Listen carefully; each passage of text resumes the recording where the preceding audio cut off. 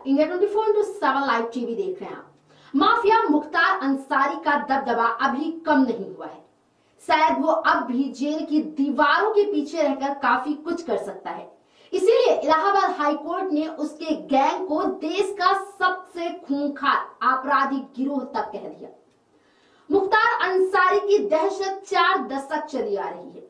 Allahabad high court ने यूं ही नहीं कहा कि मुख्तार अंसारी का गैंग देश का सबसे खूंखार आपराधिक गिरोह है, क्योंकि इस गैंग का 1-2 नहीं बल्कि 8 राज्यों में बड़ा नेटवर्क है।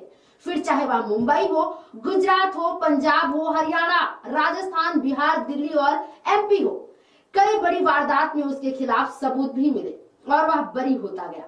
मुख्तार के खिलाफ देश भर में 61 मामले दर्ज हैं, जिनमें 24 मामले कोर्ट में विचाराधीन हैं। आज हम आपको मुख्तार के नेटवर्क के बारे में बताने जा रहे हैं। जब यूपी में कोयले के काले बाजार में ब्रजेश सिंह गैंग की वजह से मुख्तार जगह नहीं बना पाया, तो उसने गुजरात में बिसात बिछाई। दरअसल गुजरात के पावर प्लांटों में कोयले के बड़े पैमाने पर खपत थी। मुख्तार ने कुख्यात एजाज लकड़वाला और फरजुर रहमान के जरिए गुजरात में सिंडिकेट तैयार कर कोयला सप्लाई पर कब्जा जमा लिया। मुख्तार ने महाराष्ट्र में, खास तौर से मुंबई में तेल के प्राइवेट रिजर्वर में शूटर मुन्ना बजरंगी के बल पर एकाधिकार बनाया। 1994 से 2016 तक पंजाब, हरियाणा और राजस्थान के नामी गैंगस्टर जसविंदर सिंह रॉकी की मदद से मुख्तार ने इन प्रदेशों के गैंग्स में अपनी मजबूत पकड़ की।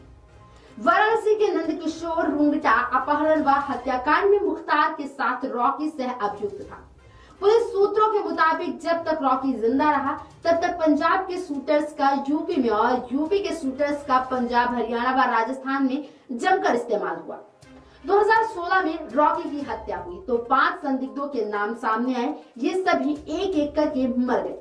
किसी की भी मौत में हत्या की बात सामने नहीं आई, लेकिन किसी की मौत नेचुरल नहीं थी, ये सभी जानते थे। इन मौत के पीछे भी मुख्तार गैंग की चर्चा रही। जब योगी सरकार ने मुख्तार पर शिकंजा कसा, तो वह पंजाब में दर्ज एक मुकदमे में वहां चला गया। यूपी सरकार ने कई बार मुख्तार को लाने की कोशिश की, लेकिन पंजाब सरकार उसे रोकती रही। इसके बाद यूपी सरकार सुप्रीम कोर्ट पहुंची और 6 अप्रैल 2021 को मुख्तार को बांदा जेल लाया गया। साल 2016 में सपा में मुख्तार और उनके परिवार को शामिल करने को लेकर यादव परिवार में विवाद हो गया। 2017 के विधानसभा चुनाव के दौरान मायावती को फिर मुख्तार की याद आई। बसपा उम्मीदवार के रूप में मुख्तार ने 5वीं बार मऊ सीट से जीत हासिल की। हालांकि 2022 के विधानसभा चुनाव से पहले बीएसपी ने फिर उससे किनारा कर लिया। मुख्तार गैंग की दहशत किस कदर गवाहों और सरकारों पर भारी थी, इसका अंदाजा इसी बात से लगाया जा सकता है कि 50 से ज्यादा गंभीर मामलों में आरोपित होने के बाद भी उसे सजा होने में 40 साल से ज्यादा लग गए। हालांकि अब तक 3 मुकदमों में उसे सजा हो चुकी है और कई मुकदमे लाइन में हैं। मुख्तार को बीते 6 साल में कई तगड़े झटके भी लगे हैं। उसके कई करीबी शूटर्स मारे गए। हालांकि जेल में भी अब भी मुख्तार का नेटवर्क चल रहा है। हाल ही में चित्रकूट जेल में सामने आया कि वहां कैसे उसका बेटा अब्बास अवैध तरीके से मुलाकातें और फोन पर बात कर रहा था। 6 साल में यह एक्शन हुए, जिसमें 573 करोड़ रुपए से ज्यादा की संपत्तियां जब्त व ध्वस्त की गई मुख्तार और उसकी गैंग की, और दूसरा 213 करोड़ रुपए की चोट पहुंचाई गई अवैध व्यवसाय बंद करवाकर। मुख्तार अहमद से जुड़े कुछ केस अब हम आपको बताते हैं, जिसमें पहला केस है वाराणसी की पुलिस लाइंस में चलती जीप से गोली चलाकर हेड कांस्टेबल राजेंद्र सिंह की हत्या कर दी गई थी। राजेंद्र बाहुबली ब्रजेश सिंह के करीबी त्रिभुवन सिंह का भाई था। कहते हैं कि राजेंद्र को गोली मुख्तार अंसारी ने मारी, क्योंकि चलती जीप पर ऐसे निशाना लगाना सिर्फ मुख्तार के बस की ही बात थी। दूसरा केस हुआ था मऊ में 2005 में भरत मिलाप के दौरान हुए दंगों के बाद मुख्तार का एक वीडियो आया था। इसमें वह खुली जिप्सी में अपने असलहाधारी लोगों के साथ दंगाग्रस्त इलाकों में घूम रहा था। इस वीडियो से मुख्तार ने अपने दबदबे का संदेश दिया था।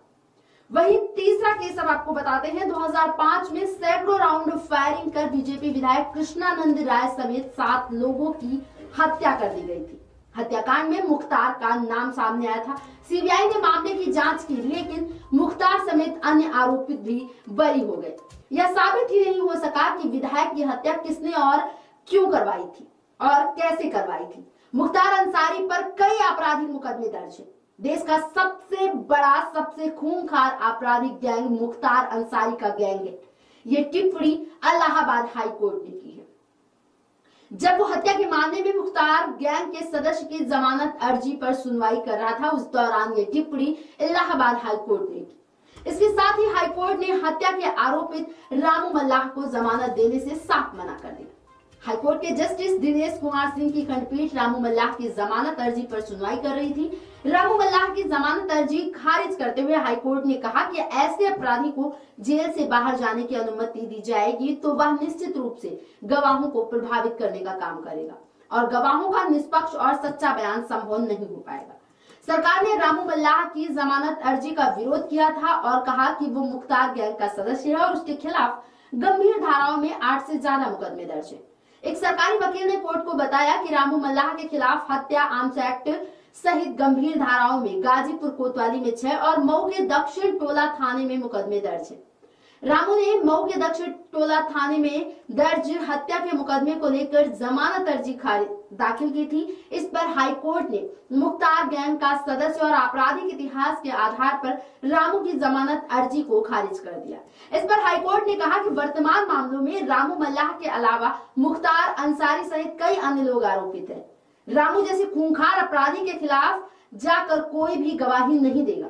अगर किसी ने ऐसा किया तो गवाहों को गायब कर दिया जाएगा, उन्हें पक्षद्रोही साबित कर दिया गया। इसलिए ज्यादातर मामलों में रामू को बरी कर दिया गया। खूंखार अपराधी रामू मल्लाह की जमानत अर्जी पर सुनवाई करते हुए इलाहाबाद हाई कोर्ट ने उसकी पहली मिली जमानत पर हैरानी जताते हुए कहा कि यह चौंकाने वाली बात है कि साल 2013 में इसी हाई कोर्ट की एक और ऑर्डिनेट बेंच ने रामू मल्लाह को जमानत दी और उसे रिहा कर दिया था। रिहाई के बाद रामू ने कोर्ट के साथ धोखाधड़ी की थी।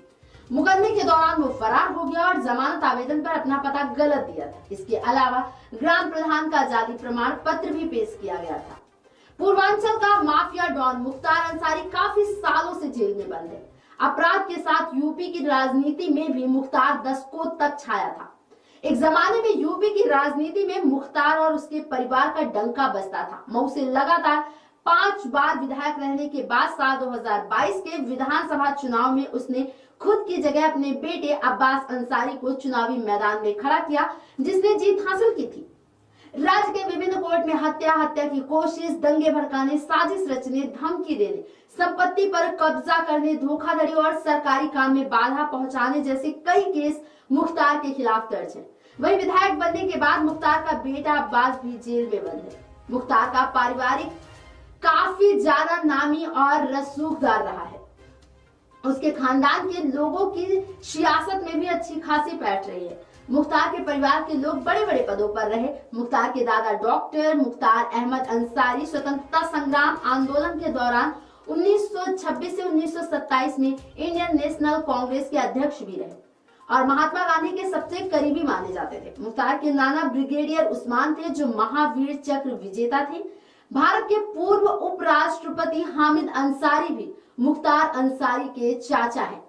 मुख्तार का परिवार काफी अच्छे पदों पर रहा, लेकिन मुख्तार अंसारी आज जेल में बंद है और उसको हाई कोर्ट ने देश का सबसे खूंखार अपराधी घोषित कर दिया है। बनी रहेगी बड़ी खबरों पर हमारी नजर। आप देखते रहिए इंडिया 24x7।